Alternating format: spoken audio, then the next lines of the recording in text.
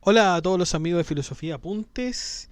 Estamos con un nuevo apunte sobre Francesco Petrarca, esta vez su conocidísima obra De Vita Solitaria o sobre la vida solitaria, donde Petrarca defiende la vida solitaria como una forma, de hecho, superior de existencia, argumentando que la soledad permite a los individuos dedicarse a la reflexión, el estudio y la conexión espiritual con Dios, lejos de las distracciones y corrupciones de la vida pública y social. Esto nosotros, o por lo menos algo parecido, ya hemos visto con respecto a la filosofía musulmana. Ya hemos visto la historia de Al-Ghazali, de cómo él prefiere irse a meditar al desierto. Hemos visto la historia también de Aben Pace con respecto al régimen del solitario, y también con este último filósofo musulmán que nosotros habíamos hablado en un podcast sobre la historia de Hay Ibn Jackson. No sé si se recuerdan, pero bueno, Aben Tofail también nos hablaba de lo importante que era para el hombre vivir una vida en solitario, y que era capaz de vivir en soledad, lejos de la sociedad, lejos de la cultura que lo podría corromper, casi como si estuviésemos hablando del buen salvaje de Rousseau, ¿no es cierto? Aunque no mezclemos las cosas, pero es similar, es semejante a aquella teoría, ¿no es cierto?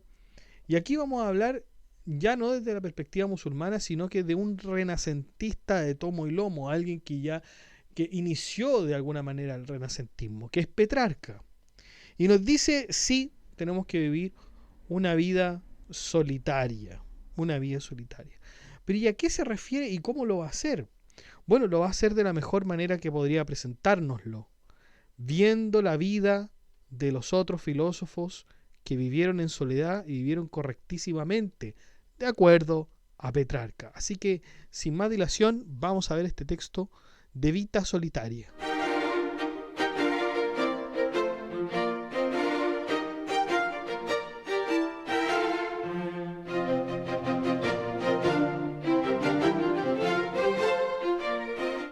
Bueno, Petrarca señala que dedicó la obra a Felipe de Cavasoles, obispo de Cavaillon, en Provenza.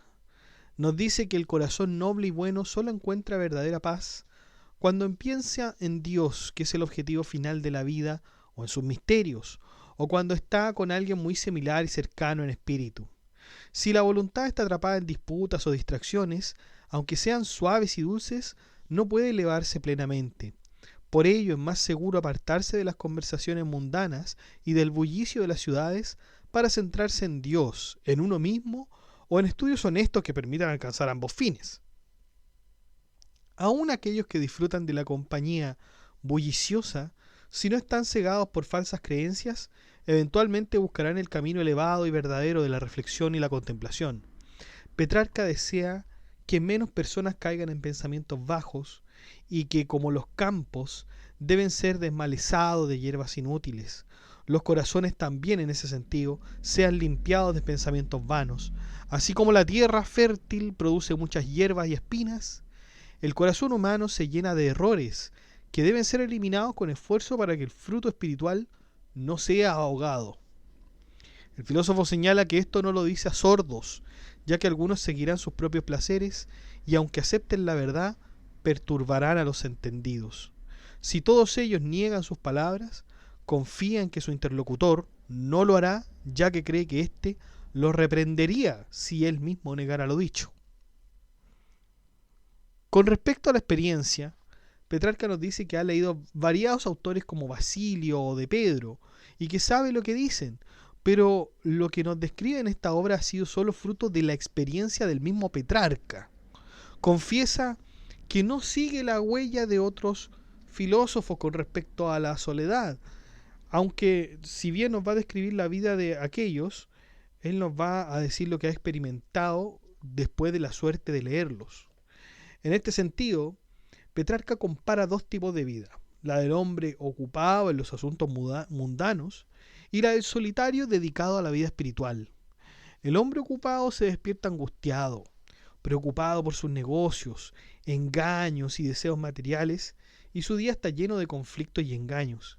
En cambio, el solitario se levanta tranquilo, despertado por los cantos de los ruiseñores, y dedica su tiempo a orar y a alabar a Dios, buscando paz y sabiduría. Mientras el ocupado sufre con sus problemas y enemistades, el solitario disfruta de la naturaleza y de una vida contemplativa, encontrando satisfacción y esperanza en su devoción. Así, la vida solitaria y devota es más honesta y gratificante que la vida ocupada y mundana. Con respecto a la comida, Petrarca nos dice que existen hombres ocupados que comen en grandes palacios, con almohadones de pluma y muy cómodos. Se escucha la voz de los sirvientes, los ladridos de los perros, y en general estos hombres generan grandes gastos con respecto a la comida.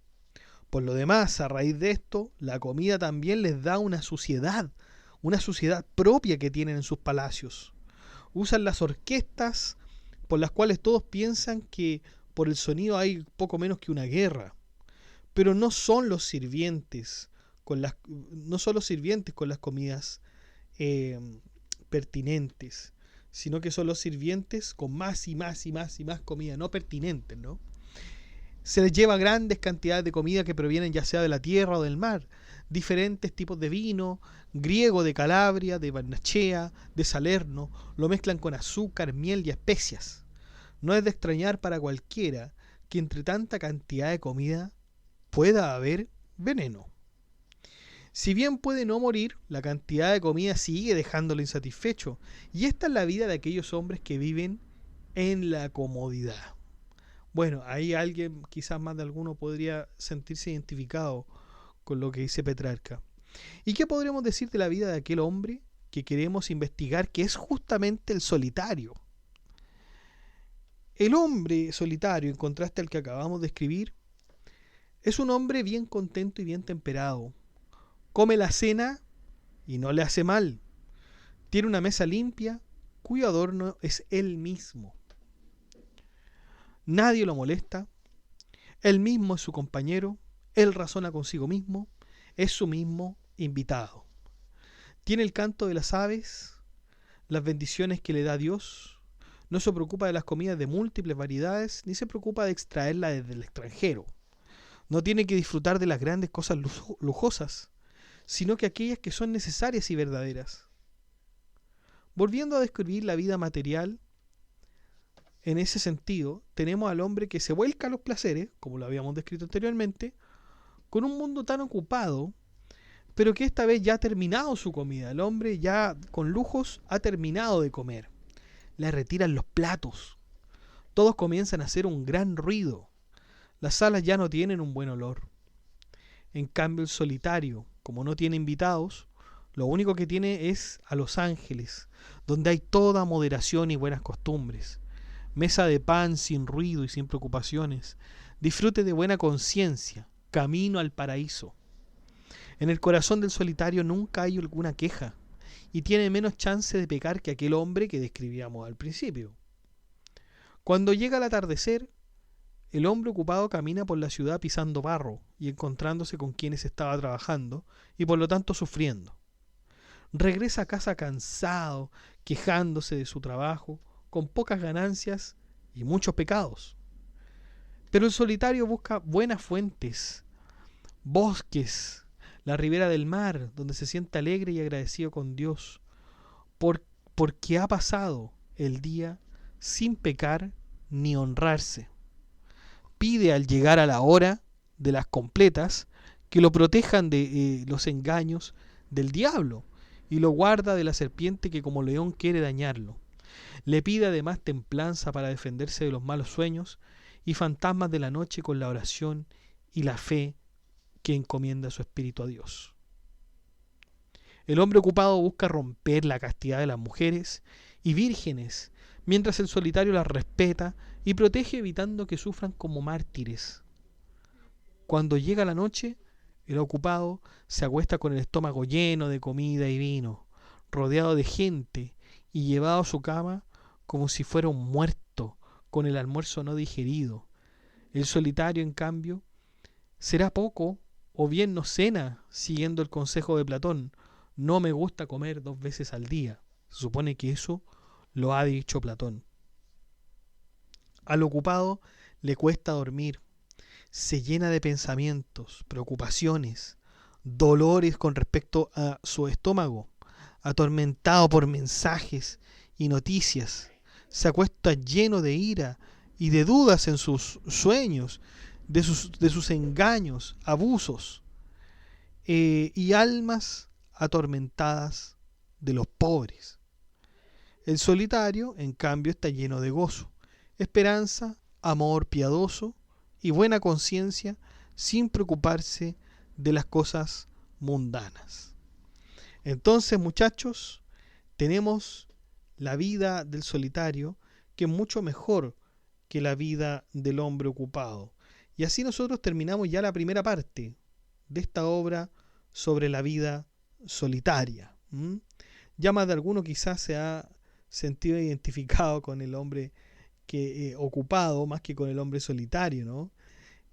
Aunque puede ser que haya alguno más que sea absolutamente un hombre solitario, ¿por qué no? Y una vez descritas las ventajas generales que tiene el hombre solitario con respecto al hombre ocupado, Petrarca comienza a describirnos la vida del hombre solitario, pero a través de la historia.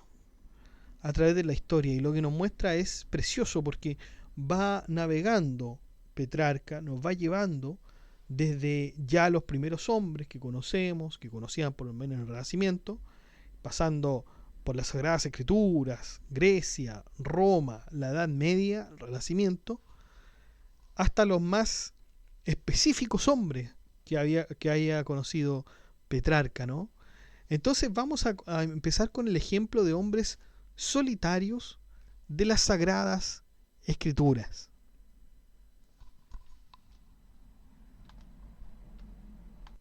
Petrarca nos dice que los filósofos y poetas que alcanzaron mayores alturas se refugiaron primero en la soledad. En cuanto a los santos que, condenando las ciudades con su retórica voluntaria, hicieron espléndida la soledad con su santa presencia, su historia es aún más larga y conocida. Sin embargo, Petrarca no nos contará aquellas cosas de las que todos tienen curiosidad con respecto a los personajes religiosos o a los relevantes de la historia y de las que nadie tiene noticia verídica. Lo que Petrarca quiere ilustrarnos es simplemente cómo la vida de solitud, como se decía antes, o de soledad, los hizo ser mejores con respecto a los hombres que toman otras posturas de vida.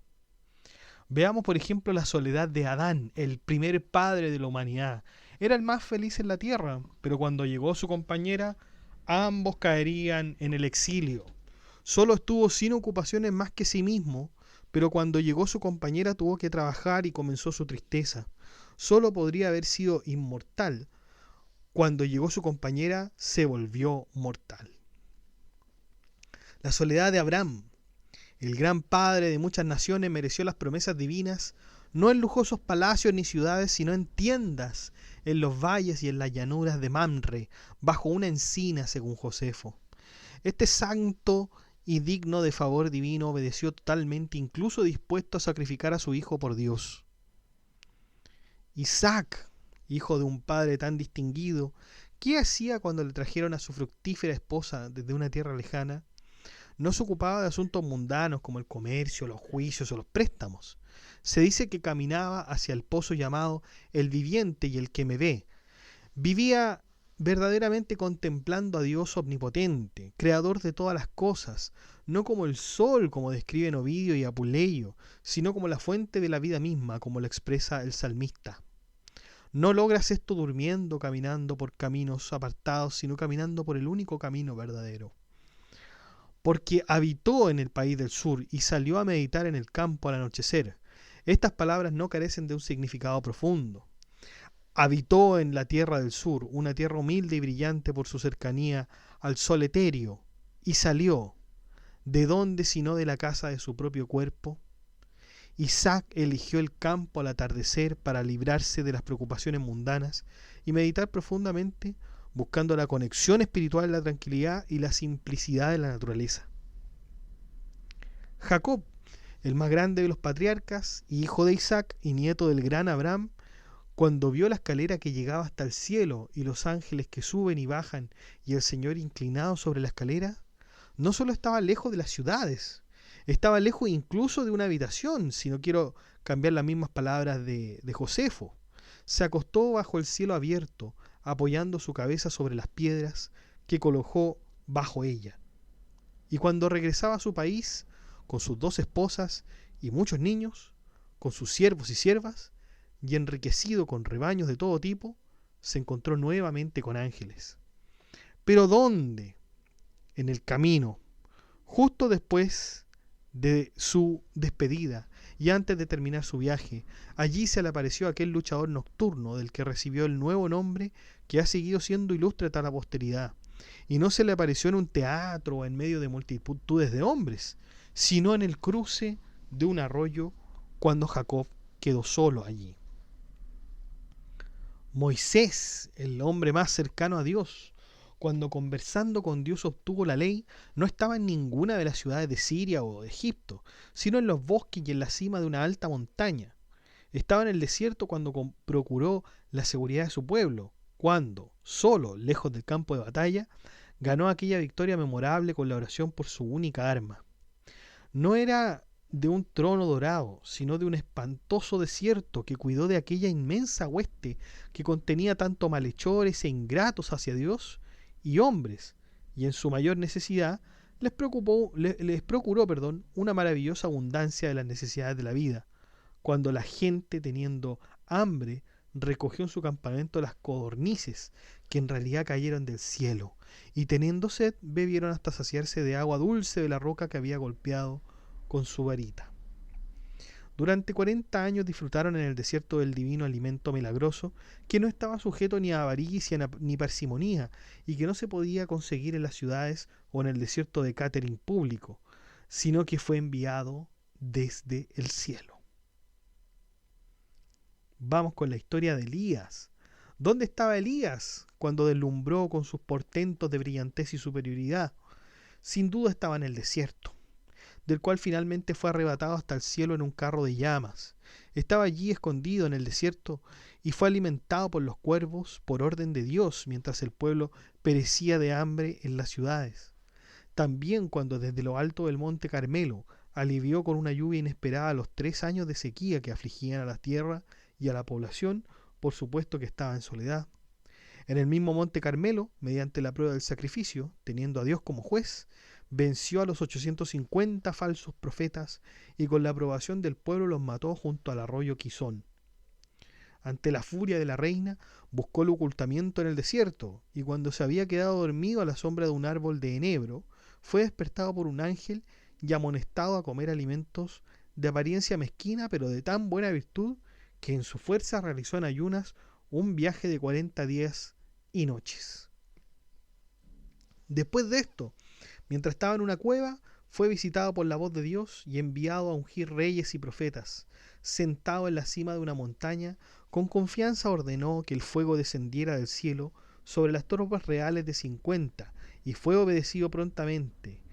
Con el toque de su manto, dividió las aguas del Jordán y las cruzó a pie seco, los elementos mismos rindiendo reverencia a los santos reales. Vamos con la historia de Jeremías. Jeremías tampoco debe permanecer en silencio, ya que ofrece un testimonio tan claro a favor de este tipo de vida, cuando él mismo dice: es bueno esperar tranquilamente la salvación del Señor, un hombre que lleve el yugo en su juventud. Y como para dejar claro que esto solo puede hacerse en soledad, añade: se sienta solo y guarda silencio, porque lo ha llevado sobre sí. En estas palabras tomó conciencia de la bendita paciencia del que espera con esperanza. Tomó conciencia de la resistencia del yugo del Señor, que es mejor que cualquier libertad. tomó conciencia de la paz, del estar quieto y del silencio que no se limita a una sola ocasión, pero considerado tanto en el principio como en el final. En definitiva, hay que estar consciente de que todas las cosas están comprendidas, de las cosas que se han hablado, están comprendidas dentro de la única idea de soledad. Y fíjense que no solamente una soledad, como la que acaba de dar Petrarca aquí, como si yo tuviera que entender por eso que yo tuviese que solamente apartarme de mis vecinos. No, es una cuestión de que yo tengo que apartarme de la ciudad completamente, tal como lo hacían los padres del desierto. Y claro, el desierto es un lugar para estar en soledad, para meditar, etcétera. Y ahí uno se va haciendo mejor, va reflexionando y después puede volver a la ciudad, como podríamos pensarlo en el régimen de solitario de Abenpase, ¿no?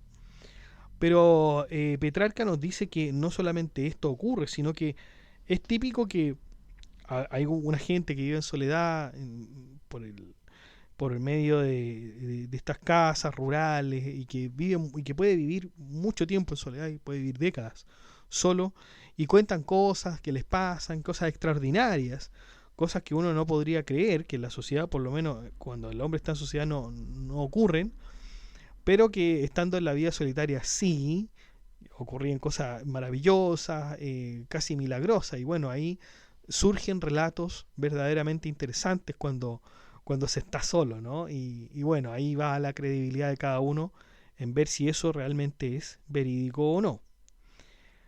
Vamos entonces ahora con ejemplos de hombres en la historia. Vamos a volver con la historia bíblica, pero Petrarca abruptamente nos quiere hablar ahora de ejemplos de hombres en la historia.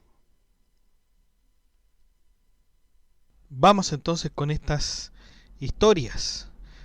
Silvestre, el primero de los papas ricos, buscó jubilarse en el monte Soracte, teniendo una situación en armonía con su carácter y un nombre acorde con su situación. Y si no hay vergüenza en oír la verdad, es de parte del desierto simple y bárbaro que por allí fluían aquellas riquezas, que ahora las ciudades difícilmente pueden tener. De aquí salió el zapato dorado, de aquí el báculo de marfil, curvado a la manera de un pastor de rebaño, recordando su origen rústico, por su decoración más encima también rústica. Vamos con la soledad de San Ambrosio. Habiendo sido designado por voluntad divina y por obligación al cuidado de una población numerosa en Milán, aunque consciente de un deber y una obligación tan serios, no se atrevía a llevar una vida de completa soledad. Siempre que podía y en cómo pudo, dio pruebas de su deseo. Vivió donde ahora discurre el circuito de la muralla, en un rincón remoto de la ciudad, donde su santo cuerpo reside hasta el día de hoy y donde se encuentra la sagrada iglesia establecida por él, famosa por su culto sublime y a la que asistían enormes multitudes de personas. En aquella época, como se puede inferir de indicios concretos, el lugar estaba bastante apartado y en extremo solitario. Siempre que estaba libre de sus preocupaciones episcopales y aliviado de los severos e interminables trabajos que sostenía para repeler a los arrianos, que era una herejía considerada en esos tiempos la iglesia, cada vez que por corto tiempo podía retirarse y escabullirse de sus negocios, este santo hombre solía ir a una soledad más privada en este barrio. Había un bosque que, aunque no muy lejos, era propicio para la meditación. En medio de ella había una casita, bastante espaciosa para un hombre que, aunque seguramente grande, también era humilde y que por pequeña que fuese, fue convertida en forma de templo con mayor propiedad que antes la casa de Pitágoras en Metaponto. Compañía de las mujeres. Petrarca cree que no hay nada más pernicioso que la compañía de una mujer para un hombre. Cree que cuando la mujer es más hermosa, más atractiva y más fascinante, mucho más perjudicial es para el hombre. Mucho peor es la compañía de una concubina, porque no solo trae problemas, sino que también peleas. Para el hombre que quiere vivir en tranquilidad, lo único que debe considerar es el celibato, o sea, la solitud viene con el celibato, dice Francesco Petrarca. Vamos entonces con la soledad de San Martín. Sabemos que de alguna manera concibió desde niño el anhelo por la condición de vida solitaria y que tan pronto como sus años y su inevitable servicio militar se lo permitieron, la abrazó con tan celo de espíritu que incluso llegó a ser obispo y no abandonó el hábito que había formado en la vida privada. Nuestra autoridad para esto es Severo, quien ha descrito todo el curso de su vida, de la cual él mismo fue parte en testigo. Nos enteramos de que en esa época Martín estaba acostumbrado a quejarse de que antes de recibir su cargo episcopal había sido más virtuoso. Y esto es notable, aunque no sea de creerlo, que ese hombre nunca fue otra cosa que la cima y la perfección de la virtud. Sin embargo, parece que cuando estaba inclinado bajo la carga pontificia, recordaba cierto algo en sí mismo, cuando estaba menos avergonzado, que era más elevado y de mayor importancia, una perfección más clara, un recuerdo de la época en la que estando solo, era más libre. De modo que no debe sorprender que en su anterior libertad hubiera frecuentado los lugares solitarios a los que seguía recurriendo siempre que podía mientras servía en una oficina difícil. Para no seguir sus pasos, que fueron largos y difíciles, se cuenta que antiguamente había pasado un tiempo considerable en aquella misma ciudad de Milán, donde, como es sabido, erigió el primero de los muchos monasterios que se fundaron por él en diferentes lugares, teniendo su morada cerca de la casa de Ambrosio y de las murallas de la ciudad, lugar que aún ahora es solitario y remoto. Ambrosio, que ya era obispo, se regocijaba con tal huésped, solía ir a él solo en secreto y permanecía en su compañía con gran cariño todo el tiempo que podía. Vamos con la soledad de Agustín de Hipona. Es posible que no se le permita salir del oeste de Milán a causa de ese otro gran habitante de la misma ciudad, es decir, San Agustín de Hipona, a quien un padre afectado entregó a Ambrosio infectado de malos errores, como si confiara un hijo a un médico erudito para que éste lo lavara en aguas saludables y lo devolviera sano a Dios. Aunque ignoraba todo lo que la bondad divina obraba a su favor, cuando llegó a Milán, desde entonces florecía el santo Ambrosio.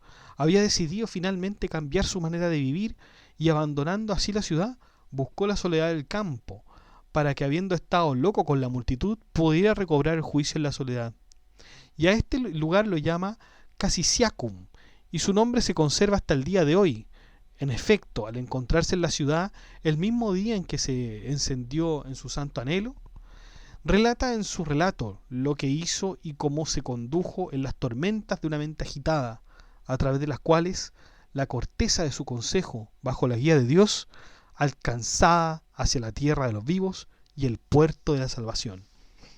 En verdad no salió en público ni convocó a una asamblea popular al toque de trompeta para explicar lo que había que hacer, sino que despidió a su más fiel compañero y, levantándose, porque como él mismo dice, le sugería la soledad como más apto para llorar, y retirándose lo suficiente como para que ni siquiera la presencia de un amigo tan querido le resultara gravosa, utilizó su soledad, un rincón secreto del jardín, como único refugio que las condiciones de su vida le permitían.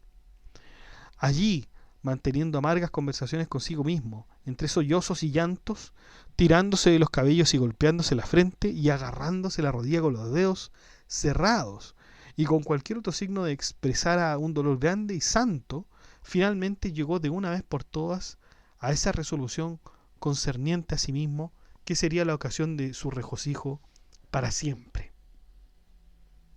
Finalmente, a lo largo de su vida, disfrutó de lugares tranquilos y solitarios como el retiro de Monte Pisano, donde creía haber pasado largos periodos en condición de ermitaño.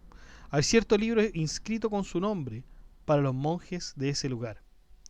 En lo que resta de este asunto, Petrarca nos dice que no tiene tiempo para hojear los interminables escritos de este hombre, que se contentará entonces con poner uno solamente que le llega de su pluma, al exponer el Evangelio de San Juan, donde dice: es difícil ver a Jesús entre la multitud, una especie de soledad es necesaria para la mente.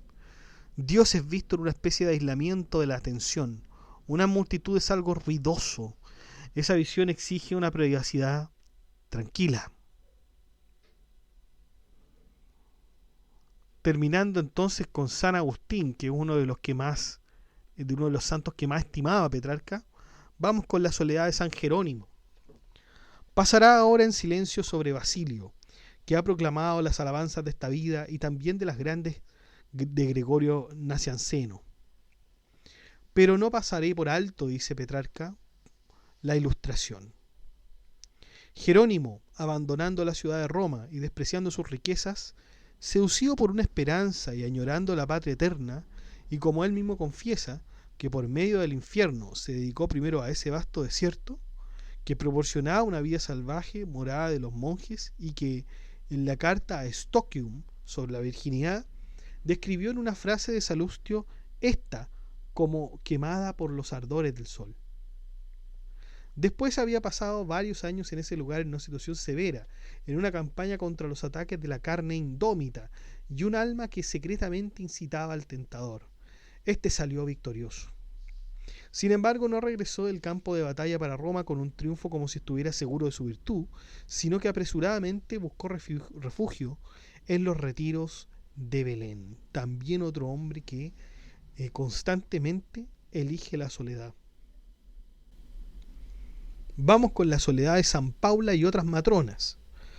Petrarca nos habla de Paula y Melania, dos mujeres destacadas por su virtud y dedicación a Cristo, desafiando las normas sociales de su época y optando por una vida de soledad en su búsqueda espiritual.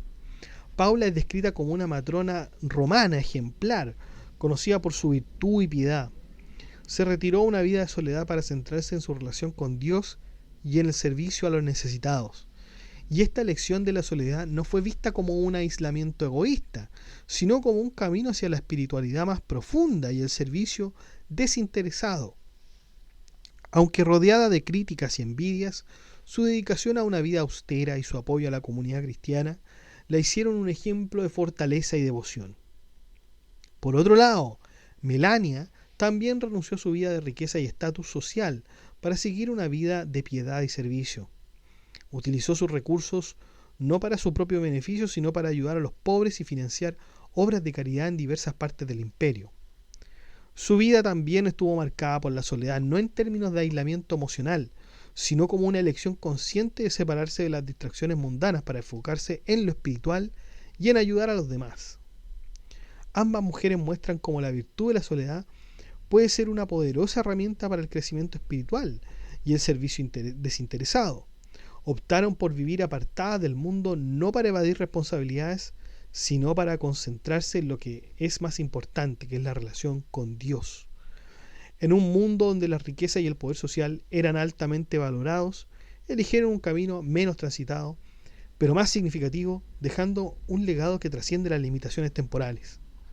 Así, la virtud de la soledad en el contexto de Paula y Melania se entiende como una opción valiente y radical que les permitió alcanzar un nivel más profundo de conexión espiritual y humana, convirtiéndolas en modelos de inspiración para aquellos que valoran la fe, la caridad y la dedicación desinteresada. Podríamos haber pensado con el primer comentario que hizo Petrarca de que no consideraba a las mujeres tener una vida solitaria, pero aquí estamos viendo que incluso para las mujeres para las mujeres hay un consejo y digamos una exhortación a la vida solitaria también. Soledad del Papa Gregorio. El Papa Gregorio transformó sus ricas posesiones en templos solitarios y se retiró de la vida mundana hacia la soledad espiritual. A pesar de su deseo inicial de paz y contemplación, su fama lo sacó de ese retiro hacia las responsabilidades del pontificado, donde lamentó la pérdida de su vida solitaria y la dificultad de concentrarse en la oración. Esta dualidad entre su aspiración a la soledad y las demandas de su cargo refleja la lucha del Papa Gregorio entre el mundo espiritual y el terrenal. La soledad de San Benedicto. Benedicto es conocido por su dedicación temprana a la vida monástica y la búsqueda de la soledad espiritual. Desde joven abandonó Nurcia y Roma, lugares que amaba, para encontrar un desierto donde pudiera vivir en completa devoción. Su vida solitaria se caracterizó por buscar no solo la soledad física, sino también un retiro interior profundo, dedicado a la contemplación y la búsqueda de la voluntad divina. Su ejemplo inspiró a otros a seguir un camino similar, fundando órdenes monásticas que preservaron y extendieron su legado espiritual a través de los siglos.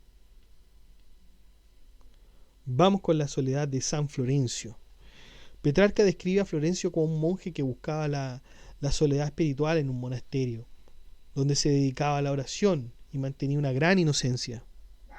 A pesar de encontrar cierto alivio en su retiro, su paz se vio perturbada por la tragedia de la muerte de un oso al cual había domesticado. Su reacción encolerizada provocó una maldición que resultó en un castigo divino, lo cual lo atormentó el resto de su vida, reflejando el conflicto entre su búsqueda de tranquilidad espiritual y los desafíos que enfrentó en su camino a la santidad.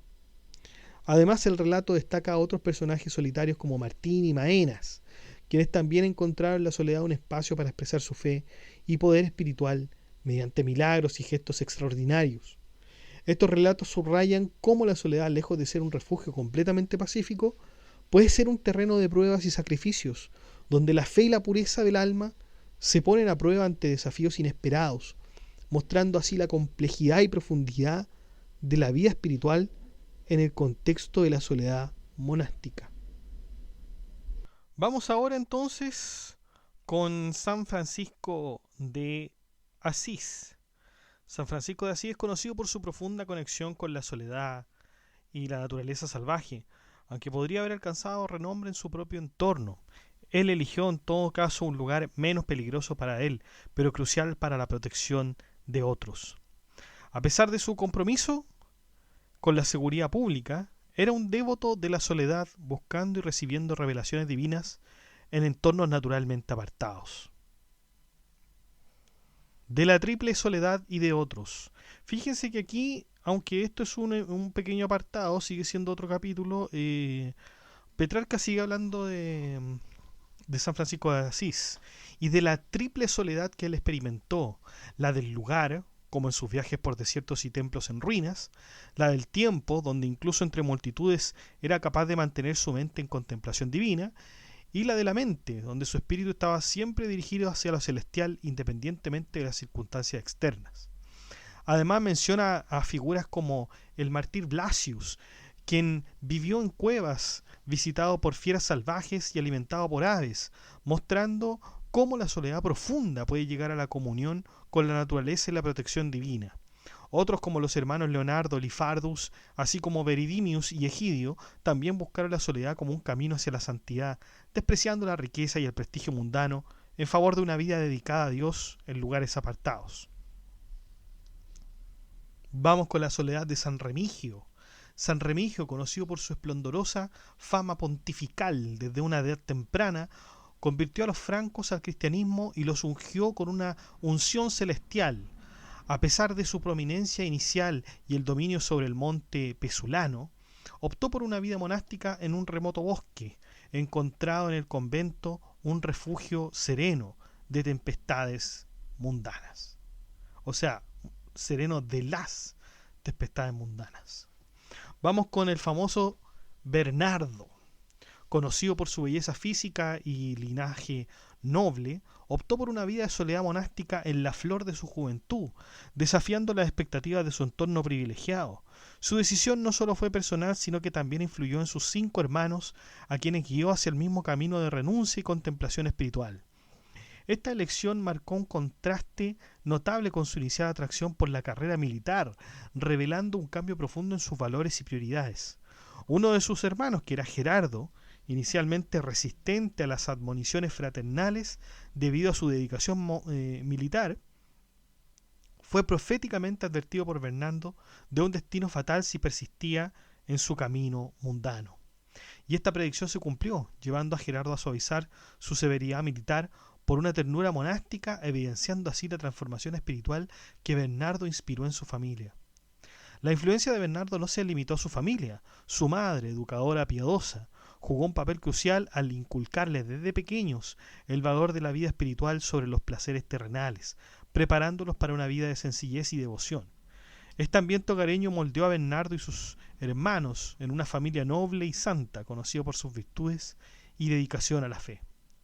Además, Bernardo destacó por su elocuencia y disciplina, aprendiendo no solo de los libros, sino también de la naturaleza y la contemplación, alojándose de la instrucción humana para buscar sabiduría en la oración y la meditación.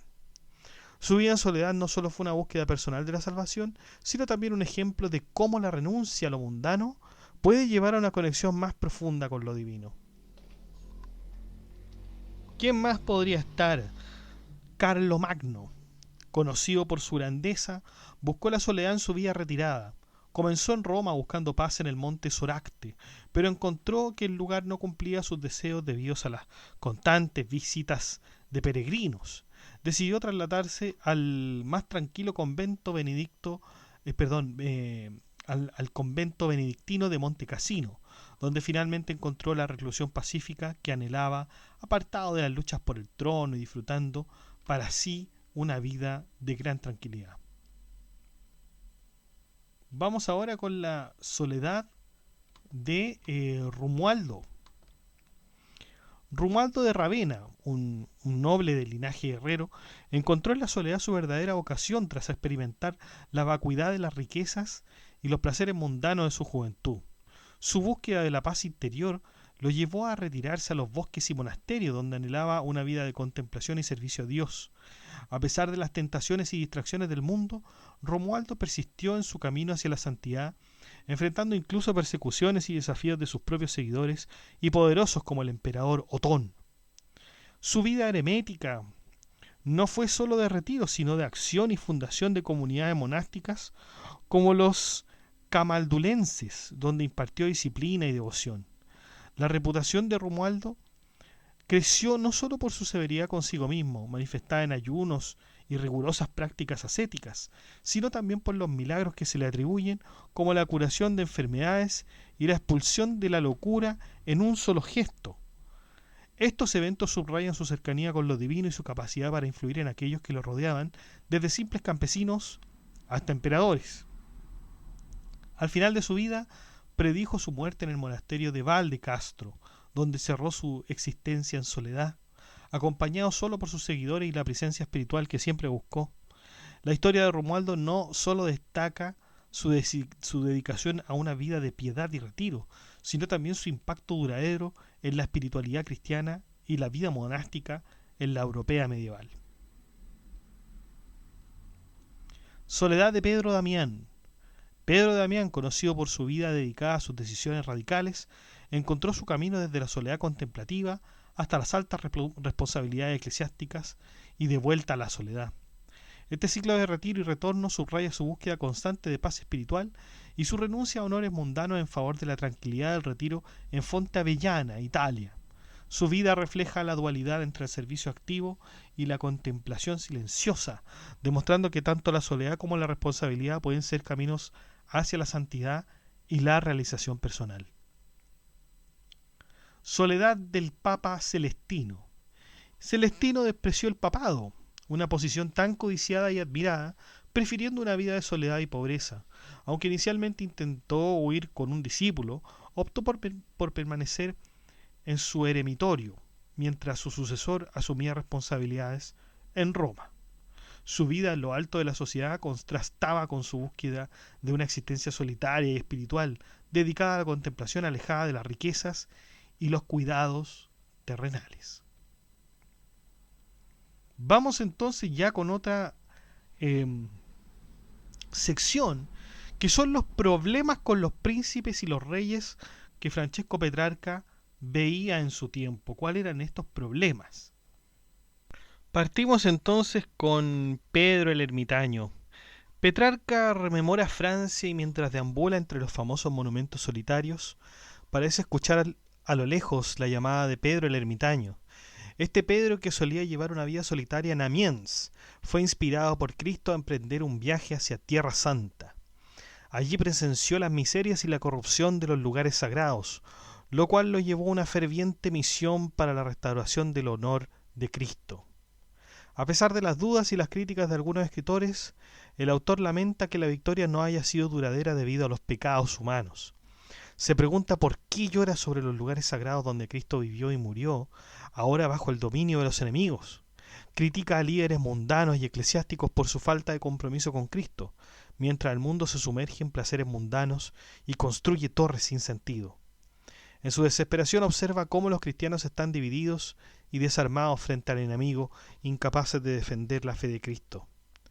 Se critica a los reyes y príncipes por su dedicación al sueño, placeres y ganancias egoístas mientras ignoran la pérdida de Tierra Santa.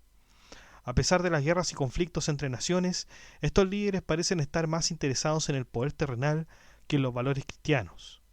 Se destaca la falta de unidad y la hipocresía en sus acciones, contrastando con la idealización de la ascensión espiritual. Acusación del emperador romano y el papa. Se critica a un líder que, tras obtener una corona, abandona Roma por Alemania y muestra desdén por el imperio que lidera. Se cuestiona su compromiso con Roma y con la Iglesia, acusándolo de negociar con el emperador a expensas de la ciudad y su pueblo. Además se lamenta sobre Alemania, armando mercenarios para atacar al Estado, y como Italia se autodestruye por la codicia y el amor al oro, mientras Grecia también se aparta de sus valores tradicionales. Este es todo un esquema general de lo que nos está hablando Petrarca, ¿no? De su época, de hecho. Se lamenta profundamente Petrarca sobre la decadencia de la fe cristiana en diversas partes del mundo conocido. Se menciona como antiguamente muchas religiones desde África hasta Asia adherían firmemente a la fe cristiana, mientras que ahora están plagadas por la falta de creyentes genuinos. Critica la negligencia de los líderes y príncipes, quienes parecen descuidar el bienestar espiritual de sus dominios. Evoca la pérdida de lugares sagrados y se expresa una profunda preocupación por el estado de Jerusalén y otros centros cristianos que están desprotegidos y deshonrados. Petrarca compara de forma breve a los romanos antiguos, como Julio César y Augusto, con los líderes contemporáneos, y cuestiona si estos antiguos líderes, ahora convertidos al cristianismo, permitirían que las tierras asociadas con su gloria fuesen dominadas por enemigos de Cristo como Egipto bajo Cleopatra. Se elogia la fuerza y la energía de espíritu de los antiguos romanos y se lamenta la falta de acción similar por parte de los líderes actuales para defender la fe cristiana y sus territorios. Y fíjense que no es todo, o sea, Petrarca no solamente ve el mundo cristiano, sino que también el musulmán, porque nos va a hablar sobre el carácter de los príncipes actuales comparados con Mohammed. El autor del texto expresa un profundo pesar por la falta de respeto hacia Cristo y los lugares sagrados cristianos, especialmente en comparación con la reverencia que reciben figuras menos dignas y lugares impíos. Comienza su argumento planteando la hipotética reacción de figuras históricas como Julio César o Augusto si regresaran y vieran, ¿no es cierto?, cómo se trata la fe cristiana, y sugiere que estos líderes vean estos ejemplos de gobernadores como romanos. El autor critica la falta de respeto hacia la tumba de Cristo, lamentando que sea mantenida sin reverencia por los enemigos de la fe y visitada solo ocasionalmente por los fieles. En contraste, menciona figuras como menos virtuosas que reciben un trato de amor y respeto injustificado. Y esto refleja, según él, una distorsión moral y espiritual de la sociedad contemporánea. Además, el autor reflexiona sobre el odio dirigido hacia Cristo y los cristianos por aquellos que promueven una superstición perversa. Destaca cómo estas personas temen especialmente a ciudades como Jerusalén, Antioquía y Roma, que son símbolos de la religión cristiana. Argumenta que este temor proviene de la conciencia de que estas ciudades representan una amenaza para sus enseñanzas engañosas, recordando los desastres que han afectado a civilizaciones previas que se apartaron de la fe cristiana. En particular, el autor menciona la Meca y su asociación con Mohammed, indicando cómo esta ciudad y otras como Roma se ven favorecidas injustamente en comparación con la veneración negada a los lugares santos cristianos.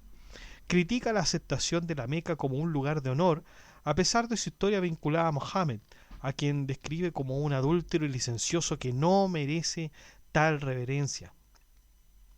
Este contraste sirve para subrayar la ironía y la injusticia de la situación actual, donde los lugares sagrados cristianos son ignorados y despreciados, mientras otros menos virtuosos son elevados.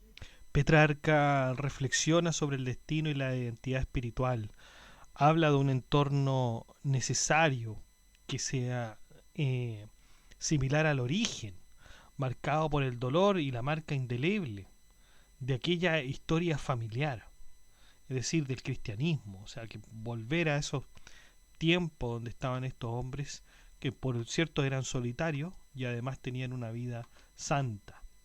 Se menciona el hogar eterno, Jerusalén celestial, al que se está desterrado mientras se vive en la tierra. Critica la falta de cumplimiento de deberes sagrados y obligatorios hacia ese hogar celestial, contrastando con el rechazo y sacrilegio y malvado hacia Dios encarnado. A pesar de esa impiedad destructiva, se sugiere que puede tener un propósito redentor al revelar la divinidad a los pueblos desde una perspectiva más elevada. Después de ese comentario, porque fíjense que todo este comentario es con respecto a las cosas que están sucediendo en la actualidad. En la actualidad, o sea, en la actualidad contemporáneamente de Petrarca, ¿no? No estamos hablando de cuestiones que están en la antigüedad, sino que Petrarca de alguna manera extraña todos esos periodos donde se sentía que había un poco más de gloria, de orden quizás, de alguien que llevara las riendas del mundo. Por ejemplo, podemos ahí el mismo Petrarca lo mencionó, o sea, Julio César y el mismísimo Augusto. Fíjense que el mismo Maquiavelo también, que también es, bueno, un poco posterior a Petrarca, pero Maquiavelo también pensaba lo mismo. O sea, Maquiavelo reflexionaba si hay algún gobernante del cual nosotros debemos decir que todo ese tiempo que estuvo en el mando fue de lo mejor, fue con Augusto. Fue con Augusto y con ningún otro. Del único que se puede hablar de una pax romana es justamente de Augusto y no de nadie más, dice Maquiavelo, y lo asevera, lo reafirma, ¿no? Y aquí también Petrarca está un poco diciendo lo mismo, ¿no? Que faltan estos héroes del pasado y que incluso lo dice, ¿eh? Que si Julio César y Augusto fueran cristianos, la cosa ahora en Italia y en Europa o en el mundo conocido para Petrarca sería muy, muy diferente. Y bueno, con este paréntesis que nos da Petrarca sobre la vida solitaria y sobre la crítica hacia los hombres gobernantes de su época, vamos con más ejemplos de la vida solitaria. Y esta vez sí que sí nos vamos a el Nuevo Testamento.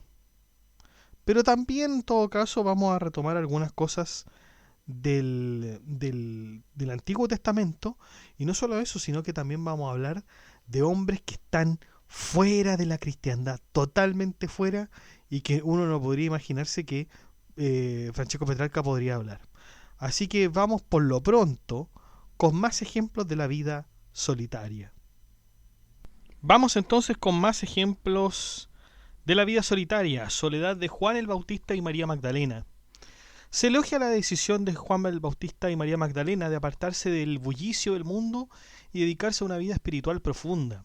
Juan, reconoció como el más grande entre los nacidos de mujer, se retiró al desierto desde joven, anticipando la venida de Cristo como un mensajero enviado desde lo alto. María Magdalena también optó por escapar del mundo y vivir oculta, asistida por ángeles en su soledad. Se destaca cómo María eligió la mejor parte, la vida contemplativa, mientras que su hermana Marta, aunque también santa, se ocupaba de las labores cotidianas. Recordemos la diferencia entre la vida contemplativa y la vida activa. La vida contemplativa es aquella vida justamente de reflexión que en mayor parte tienen los que son retirados, jubilados de la vida laboral. Ellos ya tienen una vida contemplativa, y la vida activa es todo lo contrario, es la vida política, es la vida de participar en las decisiones políticas de la ciudad, participar ya sea estando trabajando, estando estudiando, etcétera. Y la vida contemplativa justamente tomarse ese tiempo de reflexión. Aristóteles y Séneca decían que esa era la mejor vida, porque de hecho prolongaba la vida.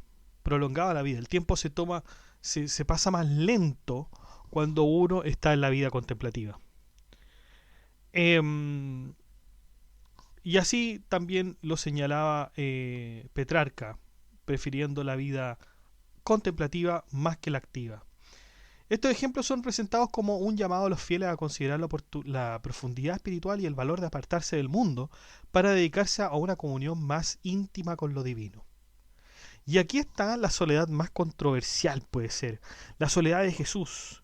Petrarca defiende la práctica de la soledad como un camino hacia la fuerza espiritual, apoyándose en ejemplos de figuras religiosas veneradas.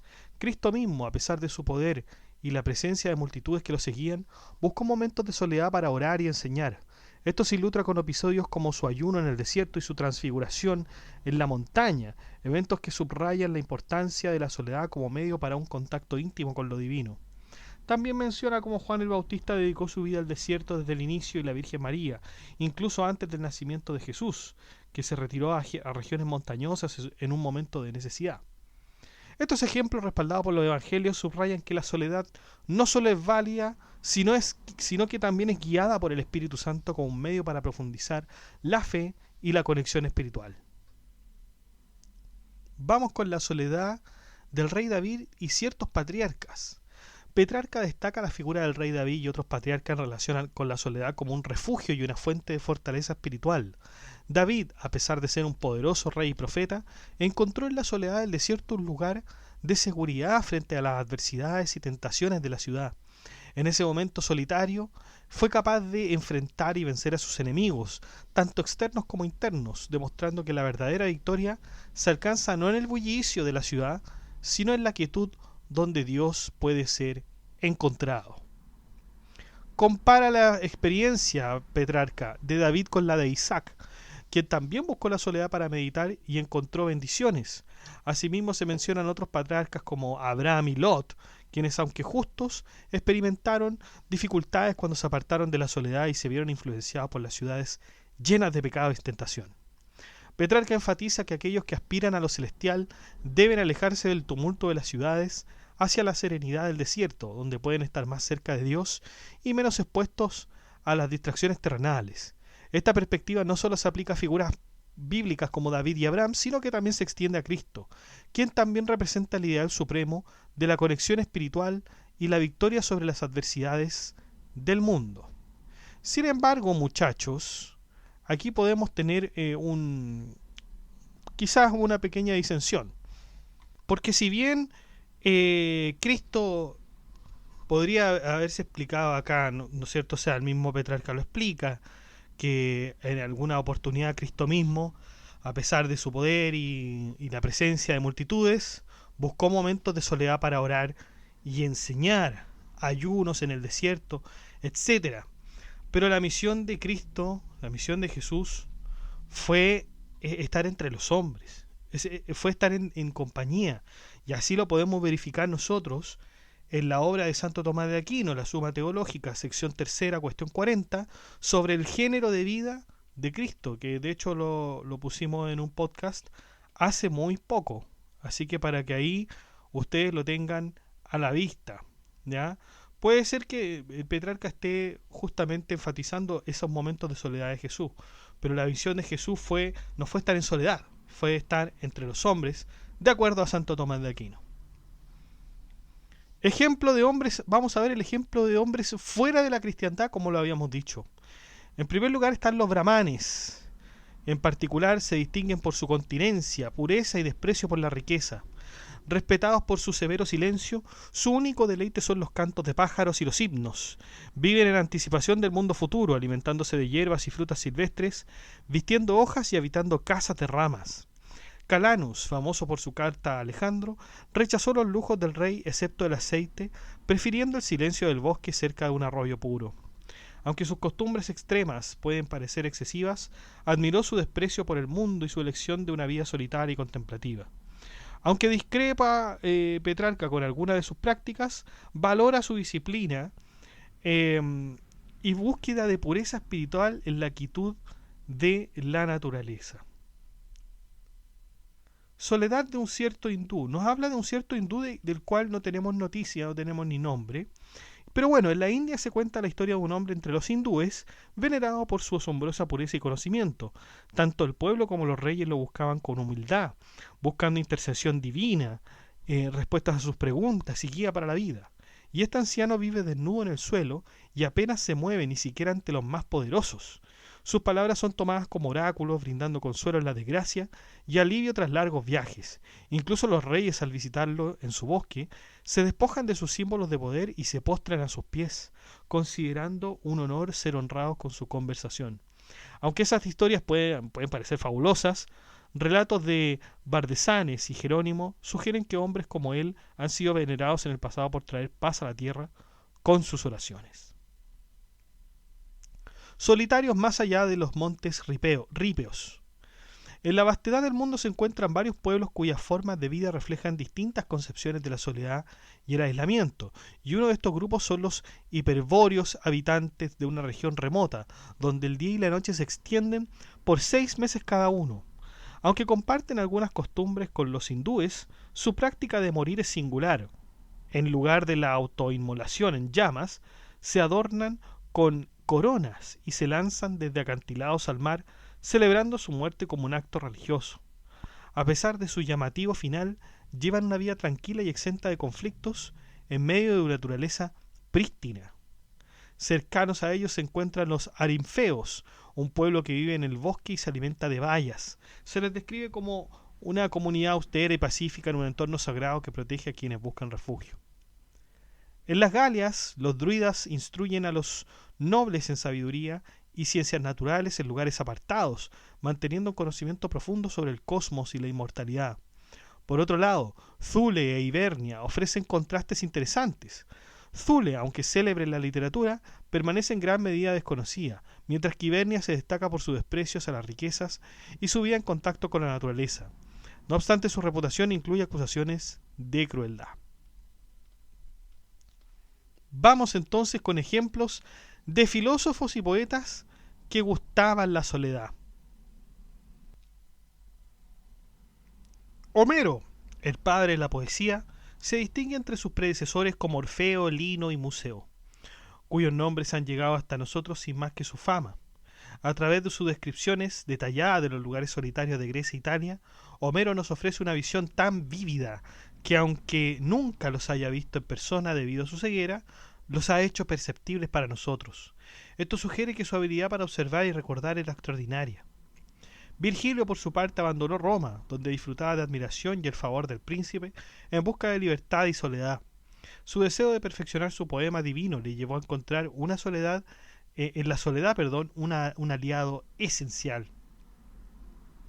La muerte que parecía envidiar su genio no pudo alcanzarlo gracias a la protección de un príncipe devoto en las letras. Horacio, en contraste, revela en sus escritos su preferencia por la tranquilidad del campo sobre el bullicio de Roma. Expresa su frustración con la agitación urbana y el caos que le impide concentrarse. En sus epístolas aboga por la soledad del campo, donde la inspiración puede florecer sin las distracciones de la ciudad. Su vida y su obra reflejan un amor por la calma y el ocio, valorando la soledad sobre las riquezas y el reconocimiento. Finalmente, aunque la mayoría de los poetas comparten esta admiración por la soledad, Ovidio destaca por su enfoque diferente. Su obra, especialmente el Ars Amatoria, celebra la vida de la ciudad y la pasión, lo que eventualmente contribuyó a su exilio. Su inclinación hacia la compañía de mujeres y su visión hedonista le llevaron indefectiblemente a una reputación cuestionable y a un destino solitario, contrastando con la de poetas como Horacio, que valoraban la serenidad del campo. Esta diferencia en la actitud hacia la soledad y la compañía refleja la diversidad de perspectivas entre los grandes poetas, porque básicamente también, como lo diría algunos filósofos también,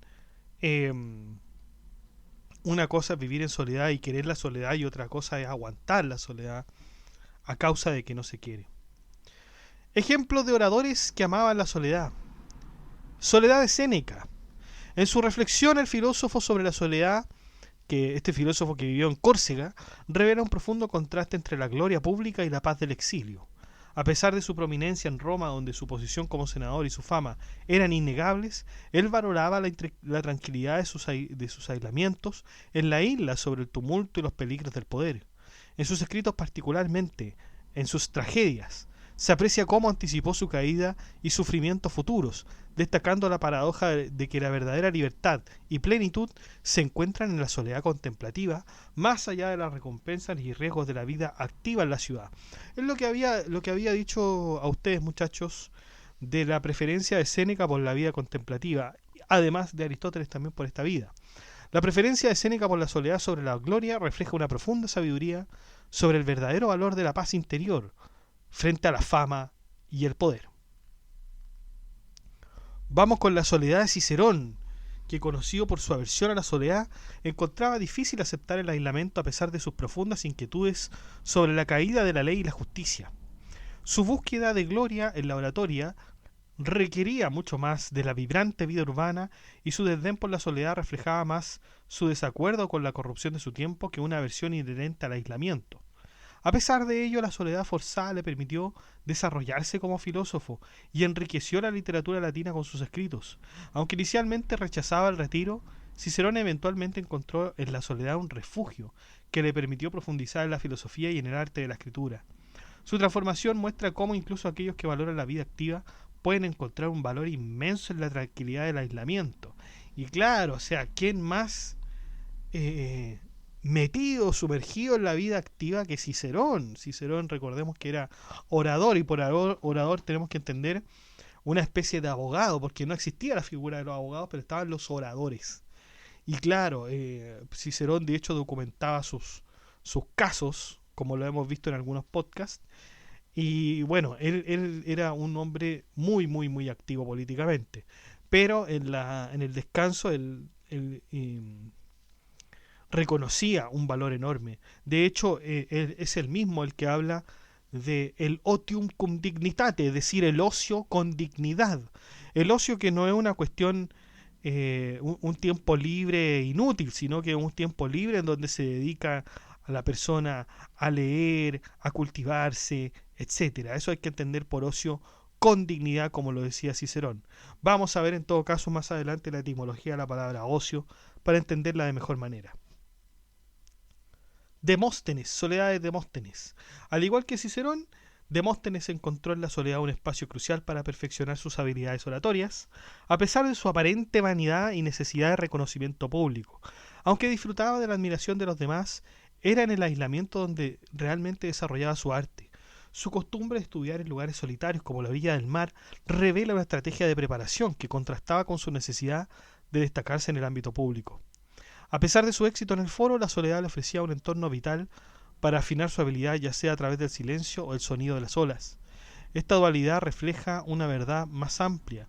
Aquellos dedicados al conocimiento y al arte encuentran en la soledad no solo un refugio, sino también una fuente de crecimiento esencial.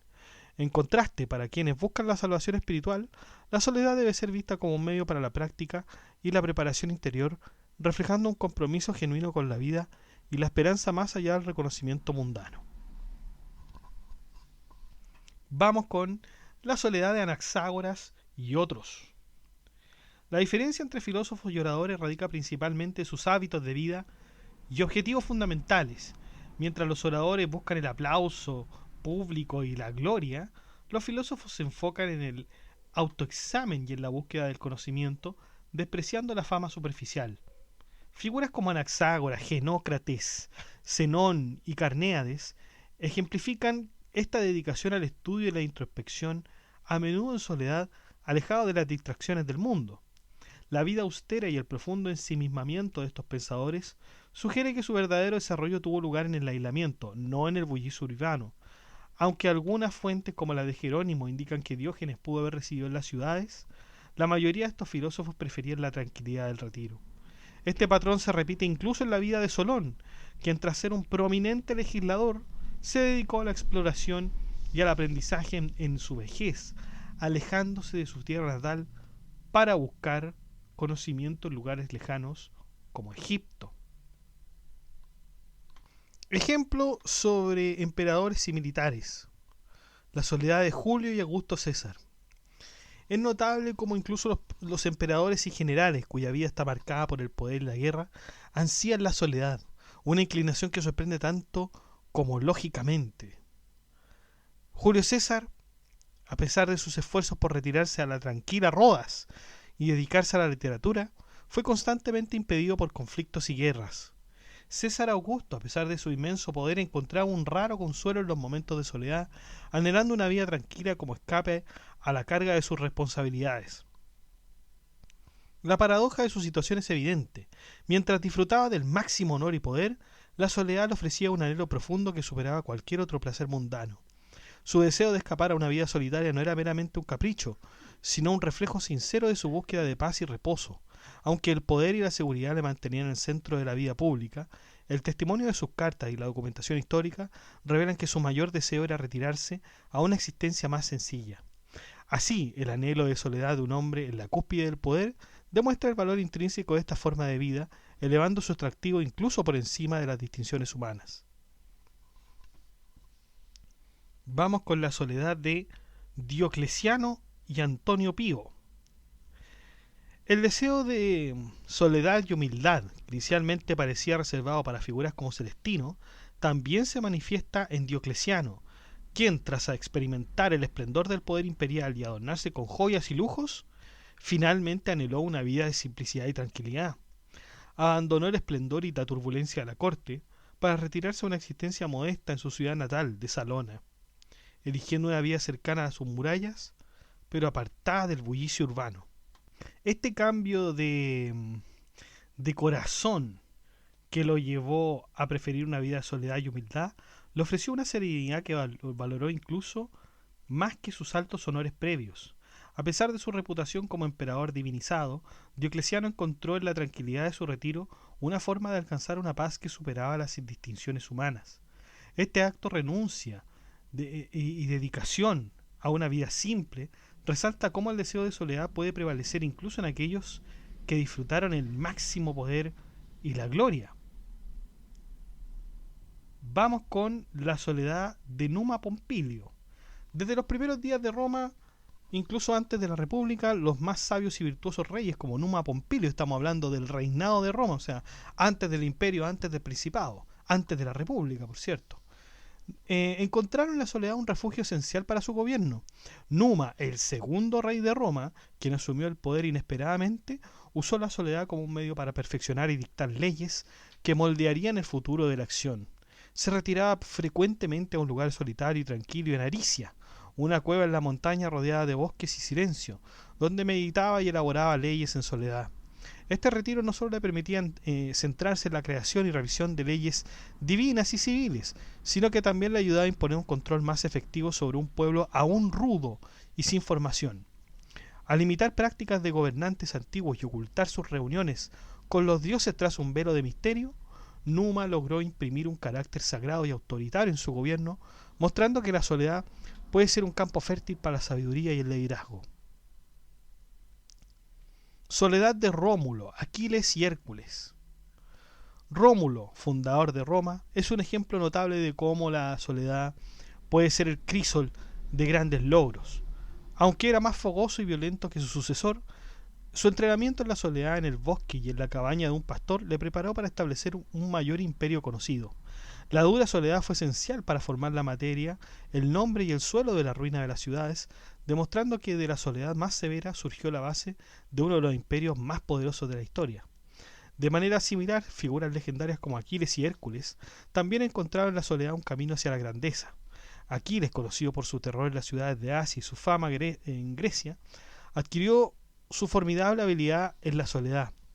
Hércules, al igual que Aquiles, comenzó su camino en la soledad, rechazando el placer en favor de la virtud y ascendiendo así no solo a la cúspide de la gloria humana, sino también a la veneración divina. La fama de Hércules se extiende, por otro lado, ampliamente, pero sus raíces se encuentran en la soledad. Así tanto en la historia antigua como en la mitología, la soledad ha sido fundamental. Soledad de los Escipiones. Vamos con este tipo de soledad. Los dos grandes líderes militares africanos, a saber, Escipión el africano y Aníbal, son destacados no solo por sus hazañas en el campo de batalla, sino también por su aprecio por la soledad.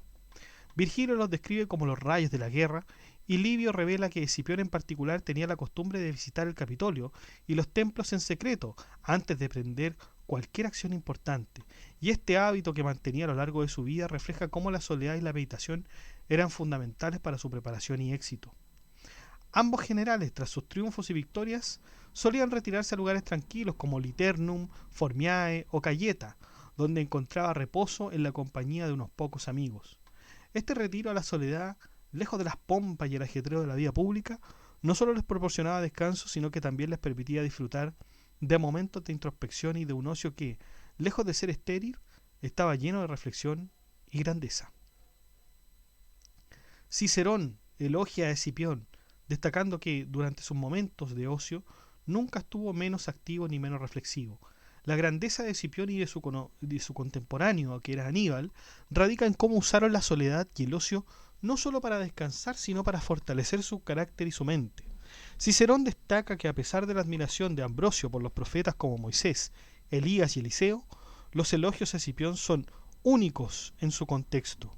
Aunque Ambrosio intenta trasladar esta admiración a los profetas por su vida solitaria, el original elogio a Escipión sigue siendo distintivo y revelador de la importancia de la soledad en el desarrollo personal y en el liderazgo militar.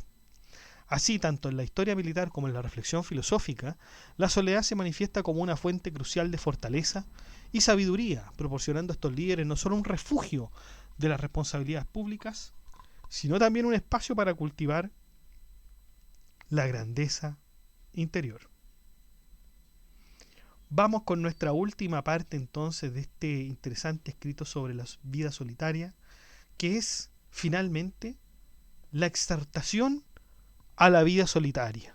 Exhortación a la vida solitaria. Aquí nos va a hablar directamente a nosotros, Petrarca. Y lo primero que nos va a señalar es la persuasión a la vida solitaria. Dice Petrarca: Padre, si te conocieras verdaderamente a ti mismo y reconocieras tus ventajas, descubrirías que nada podría ser la soledad más agradable ni el ocio más placentero.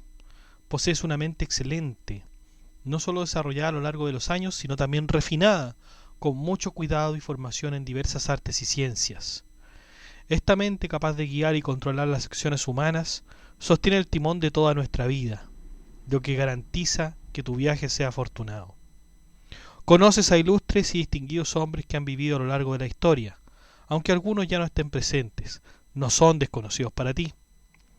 Puedes entablar conversaciones con ellos en la imaginación, un tipo de relación que ni los mares ni las montañas pueden interrumpir. Además, tienes la posibilidad de mantener conversaciones físicas con aquellos que todavía están vivos. Así, incluso si te encuentras solo, la riqueza de tus conocimientos y relaciones te asegura una experiencia de soledad y ocio enriquecedora. En la vida de soledad de aquel venerable hombre, si conociera a fondo sus propias ventajas, podría ver que nada podría hacer desagradable la soledad ni convertir el ocio en una carga. Posee una mente excelente, perfeccionada con los años y enriquecida por el estudio y la práctica, capaz de guiar y controlar todas las acciones humanas. Con tales cualidades, su vida debería ser de todos menos desafortunada. Además, se encuentra rodeado de hombres ilustres y distinguidos, aunque su presencia física pueda ser limitada. Entre estos se destaca Pons Sansón, quien aporta gran distinción a su entorno. Sansón, notable por su fuerza mental y refinamiento, y dotado de conocimientos literarios y dulzura de carácter, alivia cualquier dulzura inherente a la vida solitaria. Su invitación a compartir el ocio y el retiro sería bienvenida, ya que no temería el aislamiento. Sócrates, también amigo y querido por su firme amistad y relación con las musas, añadiría alegría y sabiduría a su vida. Guido, conocido por su pureza de espíritu, agudeza de intelecto y agradable conversación, debería ser considerado parte integral de su compañía, el quinto en lugar de séptimo. La compañía de estos amigos asegura que ni la enfermedad ni las ocupaciones urgentes, ni los viajes ocasionales podrían separarlos de ellos. La fortuna misma no podría impedirle disfrutar de su compañía, ya sea en la realidad o en la imaginación. No es necesario detallar todos los aspectos, pues si a él no le falta nada, no le faltará nada. Su situación económica es honorable y alegre, no afligida ni degradante. Posee una buena colección de libros y un fervor por la lectura, con una comprensión y memoria reforzadas por el estudio. Aunque la modestia aconsejaría el silencio, es necesario mencionar que un entusiasmado por los escritos del autor ha sido un gran halago. A menudo ha preferido los libros del autor sobre los de Platón y Cicerón, quizás atraído por la novedad o el progreso de sus obras. Este afecto, observado incluso en su solicitud de escritos durante las ausencias del autor, ha sido motivo de maravilla y diversión. A pesar de las bromas al respecto, el sentimiento ha sido siempre de alegría y aprecio. Veamos ahora lo que un hombre solitario debería considerar. La vida auténtica no solo requiere felicidad, sino también un rechazo profundo al mal y un amor sincero al bien con referencia por la virtud y aspiración al honor. Estos principios son esenciales para una vida solitaria, junto con un cuerpo maduro y capaz de grandes acciones. Se ocupa una posición destacada como ciudadano y obispo, valorado por el carácter y mérito en un país que, aunque denominado ciudad, carece del bullicio y lujo, lo que lo hace ideal para formar este modo de vida. A unos 50 años de la venida de Cristo, durante la invasión de Gran Bretaña por Julio César, se destacó una ciudad pequeña pero honorable. Esta localidad, aunque modesta en tamaño y sin las características típicas de una ciudad grande, es muy adecuada para una vida de estudio y virtud. En tiempos antiguos, Séneca observó que los altares se erigían en lugares con fuentes ocultas, y la idea de erigir un altar en un entorno natural se conecta con una traducción que ahora se enfoca en la veneración de María. Este lugar también fue elegido por el confesor de Cristo, San Verano, para una vida de retiro y devoción, y es conocido por su tranquilidad y belleza natural. Se puede vivir una vida solitaria en este entorno, disfrutando de las ventajas de la libertad, la paz, un lugar venerado por la espiritualidad y el entorno natural. No es necesario viajar lejos para encontrar esta paz. Este lugar ofrece la oportunidad de vivir una vida solitaria enriquecedora en el propio país, destacando la belleza y tranquilidad del entorno, como el valle cerrado de Valchiusa, ideal para la vida contemplativa y el retiro espiritual. Así tiene que ser el lugar del solitario.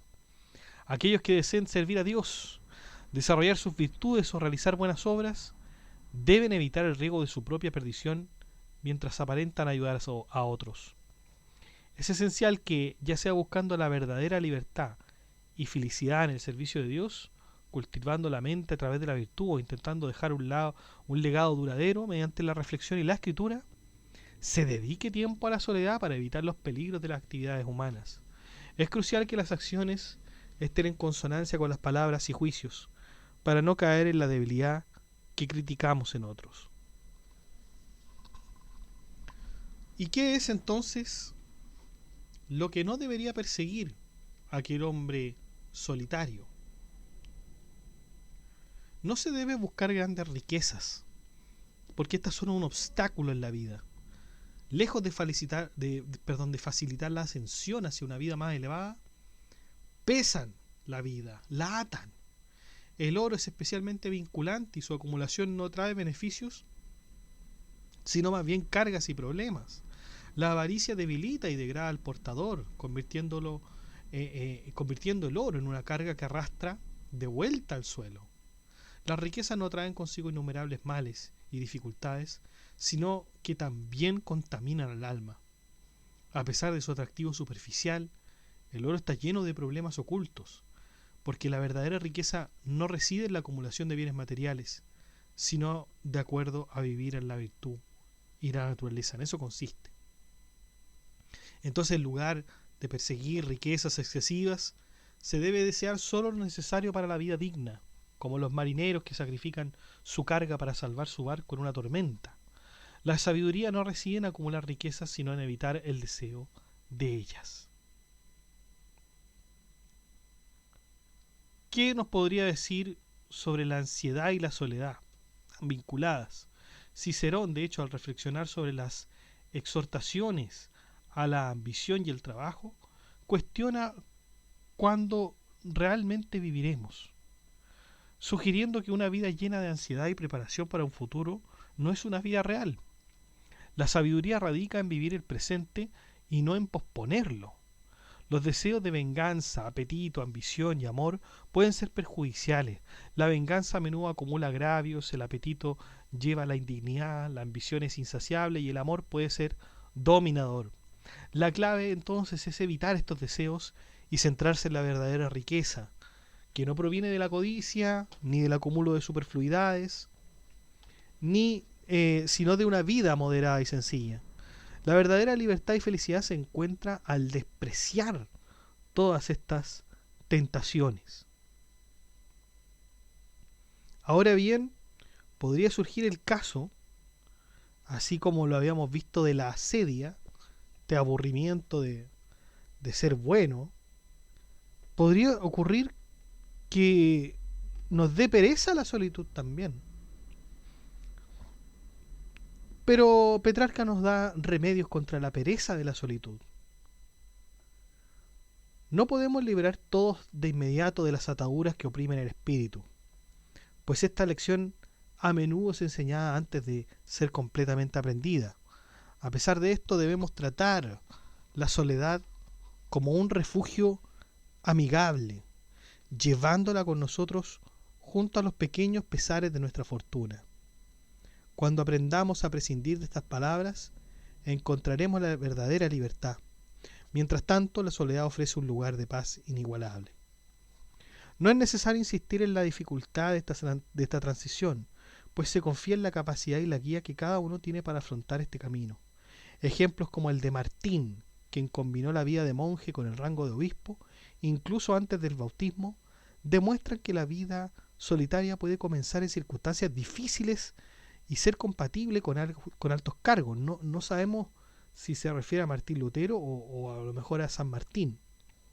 Del mismo modo, Maenas y Gregorio Niceno, quienes cambiaron el servicio terrenal por el celestial, vivieron en el desierto o en el campo, respectivamente, reflejando un profundo amor por la vida monástica. La influencia y el ejemplo de figuras como Basilio de Cesarea también ilustran cómo se puede valorar y adoptar esta vida de soledad y estudio, a pesar de los compromisos previos. ¿Qué podemos decir contra aquellos que se oponen a la soledad?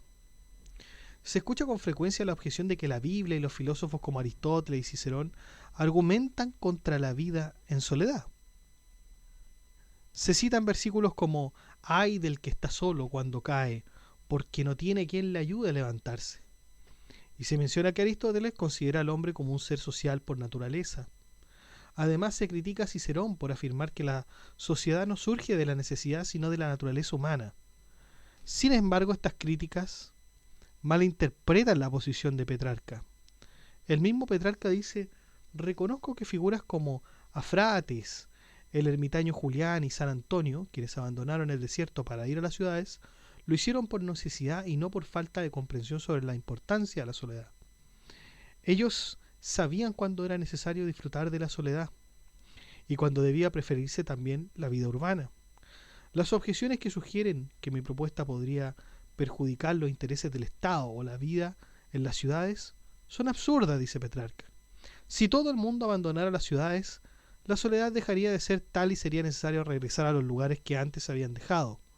La realidad es que la mayoría no sigue estos consejos, y mi intención es persuadir solo a unos pocos que puedan encontrar valor en esta vida solitaria. Mi objetivo no es imponer una vida solitaria a todos, sino hablar para aquellos cuya disposición natural se alinea con estos hábitos. Para nosotros que buscamos vivir conforme a nuestra propia naturaleza, la soledad es más adecuada.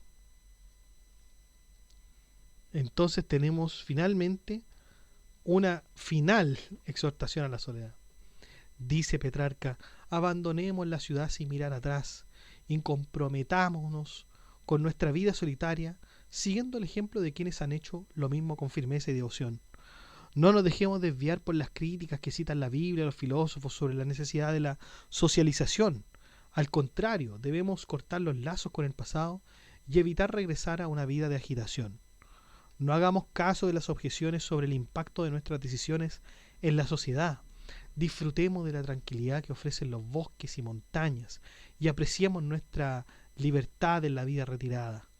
La riqueza y el placer mundano son efímeros y engañosos, mientras que la vida de los justos perdura en la memoria eterna. En lugar de envidiar a los ricos, enfoquémonos en nuestras propias alegrías y actividades honorables. Si deseamos combinar ejercicio físico con nuestras ocupaciones, que sean actividades que fomenten la meditación, como la caza moderada, dice Petrarca, ¿no? Esto quizás pueda ser un poco altisonante con lo que vamos diciendo.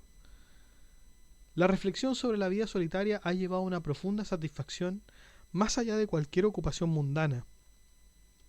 La experiencia personal demuestra que la verdadera libertad y soledad se encuentran no en el tiempo libre, sino en la dedicada a la reflexión y el estudio.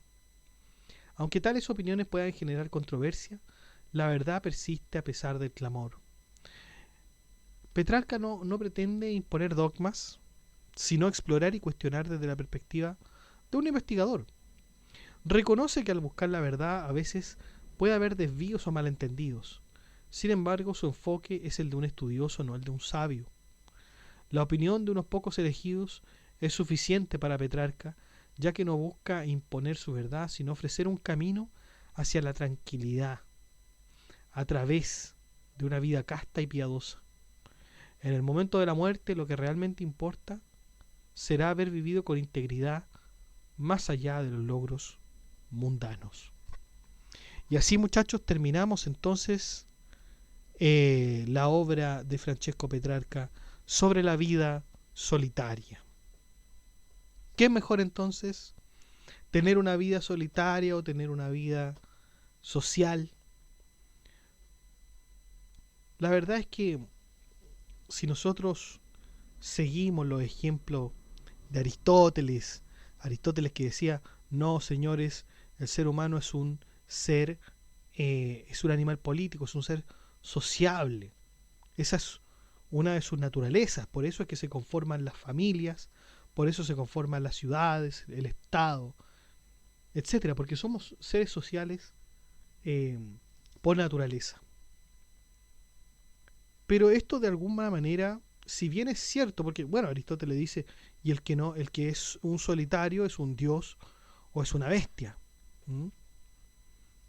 Pero si nosotros lo vemos desde la perspectiva de Petrarca, como decía casi al final, no nos está exhortando una vida solitaria absoluta, ¿ah? Que nosotros vayamos y nos alejemos, que vayamos al desierto, a un bosque, y nos quedemos ahí para siempre. Podemos volver a la ciudad, podemos volver a los hombres. Lo que está diciendo Petrarca es que la soledad y la vida solitaria es necesaria. Es decir, que usted tiene que haber un momento en su vida en que debe estar solo, reflexionando, haciendo lo que sea, pero debe haber un momento en que usted debe estar solo. Y cuando se sienta preparado para vivir nuevamente con la sociedad, bueno, usted vuelve del lugar en que estaba y se reúne nuevamente con los que estaban esperándolo incluso. ¿Mm? Y esto no es algo nuevo lo que nos ofrece Petrarca, esto nosotros ya lo habíamos visto. Voy a insistir en que nosotros vimos la obra de Abenpace o de Ibn Baya, como ustedes le quieran llamar, el régimen del solitario, que consistía en básicamente lo mismo. O sea, Abenpace tampoco negaba o renegaba de que el hombre fuera un animal social, como lo decía Aristóteles. Sí, el hombre puede estar en soledad y luego va a tener que volver. Va a volver renovado, va a volver mucho mejor, así que la soledad le va a hacer bien. Por otro lado, estaba Aventofail, ¿cierto?, con la filosofía del filósofo autodidacta, y ahí, ahí Aventofail fue un poco más allá, un poco más estricto, y dice, no, el hombre realmente debe estar verdaderamente solo. Y aquí Petrarca nos dice, sí, el hombre debe estar solo, y debe volver a la ciudad, pero también debe estar solo, dice Petrarca, no olvidemos lo que decía al principio, debe ser casto. debe ser casto y debe ser piadoso. Un hombre que es casto no va a tener problemas. Él decía, estar con mujeres va a traerle problemas al hombre. Y sobre todo si son atractivas y hermosas, más problemas le va a traer. Pero lo mismo, ojo que Petrarca dice lo mismo de las mujeres. Las mujeres también son grandes cuando están solas. ¿Mm? No quiere decir que el hombre no viva en compañía, o sea, en compañía, digamos, de un prójimo, del vecino. ¿Ah? Pero le va a ser mucho más ventajosa, dice Petrarca, la vida en solitario que la vida en común. Los dejo invitados entonces al grupo de WhatsApp que está en la descripción del video para que se enteren de todas las noticias de nuestro blog y de nuestro podcast.